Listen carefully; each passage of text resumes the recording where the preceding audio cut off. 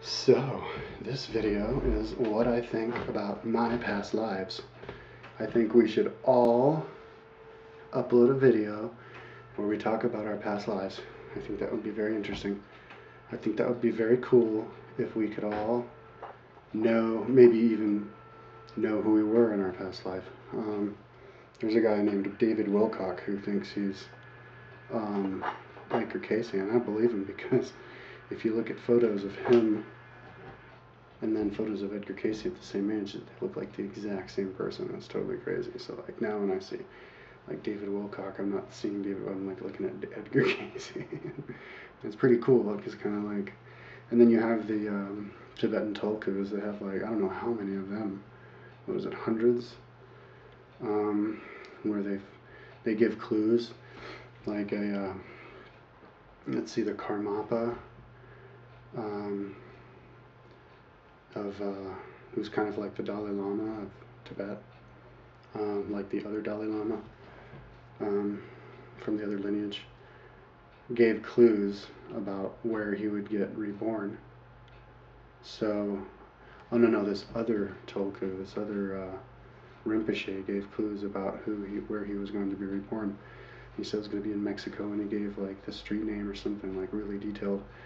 And now they found this Mexican kid and brought him to Asia, to like northern India, Varanasi or whatever, the Buddhist center is there, and they're making him a monk, and he's like loving being a monk. So it's cool that people can meditate and like actually get clues, have dreams, and then that are accurate about the future and where they're going to be reborn. The mechanics of that. Well, it's kind of delves into another subject, but I guess you get connected to your oversoul, your soul family.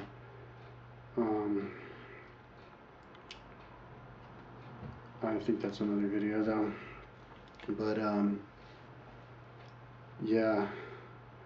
And then there's lots of other stories of kids who have stories about how they died. They can remember their past lives, and then they tell their families, and they remember the name, and they go back, and the kid knows, like there was this one guy who died in a plane crash in the World War II, and he described the exact plane, and he remembered his buddies, and so he actually reunited with his friends from World War II. And it's like, hey, so pretty crazy. I think it's good that we, try and study these people's stories, and if you actually ever witness it yourself, it'd be amazing. But I'm definitely amazed by the story that they're telling. This is one story, but I heard lots of other stories. It was a guest on Coast to Coast. But as far as me talking about my personal past life, stuff that I remember stuff that I remember when I was younger, like 13 or younger. I would like remember stuff, but no, I don't think anymore. But like music mainly makes me remember about past lives, or smells that make me remember about my childhood. I think musical beats are things that can come in reoccurring. So then you would, for example, I know a lot of people listen to like Indian music from India, and they can feel a very deep spiritual connection with that, like a deep peace, like you're in a higher civilization than we're at now. Like it wasn't all feudalism, there was a time of enlightenment, and I think there's lots of people who remember that because so many people are into that kind of music out here in the West, and yoga, and just the idea, and like astrology and everything. So I think that's a connection that people have. People who live out west used to live out in India back a long time ago. I have like the feeling that it was like not too long ago, kind of like 2000, like 3000 to 10,000 BC area. And I think I do vaguely even remember like the fall of Atlantis and being on Atlantis. There was this song called Rhythm in the Pews by Deep Breakfast. It kind of made me think about Atlantis, like that was a tune from Atlantis or something. So that'd be cool if somebody else has an idea, has like that, has a vision of Atlantis from listening to that.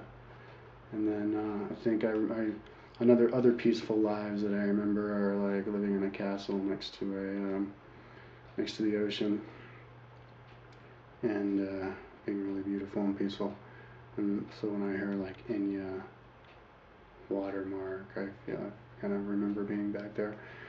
But when I was growing up, the biggest reincarnational memories that I had were being an Indian. I always felt like I was Indian.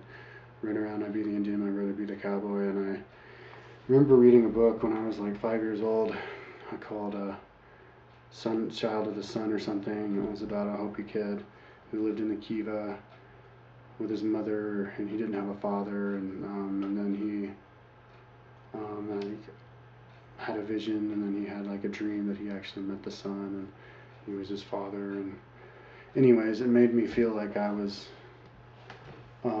it made me envision living in kivas like that and being very at peace living there, and having, I guess, a deep spiritual connection with the earth and the sun. So because of that, I think that I was very recently, as an Indian, living in like Navajo, Hopi, mud huts, and it being very peaceful. And then when I read Black Elk Speaks, I had a lot of past life memory, because I got really excited about the spirituality that the Black Elk had, the visions that he had, and out-of-body experiences you have when you travel all the way across the Atlantic to meet his friends here. And like one of his friends got sick, so he had a dream where he went down a brook and found like a plant somewhere, and that would heal his friend. So then he went down there and he found it, and I had like a very deep connection with that idea, like I believed that it was real, and I think it is. I think that stuff is real, because if you think of all humans as being equal, this is getting sidetracked, but white people have more power in technological areas, so then obviously the red people would have to have more power in something, because they definitely have less power than us in technology. So then what would that be? Magic dreams, where they find their technology through dreams instead of through trial and error the way we do. I think people just have different ways of doing it. But anyways, and I had like past life memories of that. And then I've had past life memories of Japan too. I was listening to this Japanese music, I can't remember what it's called, but of lots of memories of just living with the earth. Like you just with the earth a lot. You get up early and you can smell the flowers and watch the dew mist come off the earth in the morning, and working and outside, and just experiencing the seasons, like we all did back in a long time ago. And so that was a very natural kind of memory to have that would bring you peace. And I think there are a lot of that life is very peaceful. It was very violent and difficult to live back then, and nobody living now would elect to do that. Most people wouldn't, and but I think there's definitely a big element of peace to that.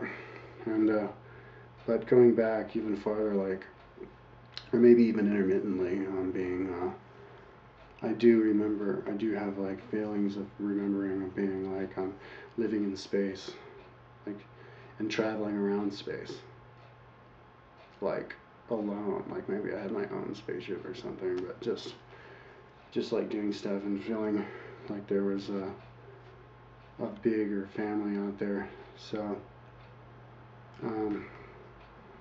that's not a very good examples and stuff. Not. Oh, I do remember being on Genghis Khan's. I had a vision of that once, just going down and actually, like, killing people who don't want to become part of the trade. But anyways, stories like that, I think we all, when we get excited about something, in the past, that's actually a past life memory. So anyway, maybe that'd be cool if other people can talk about it, do better than I did. Okay.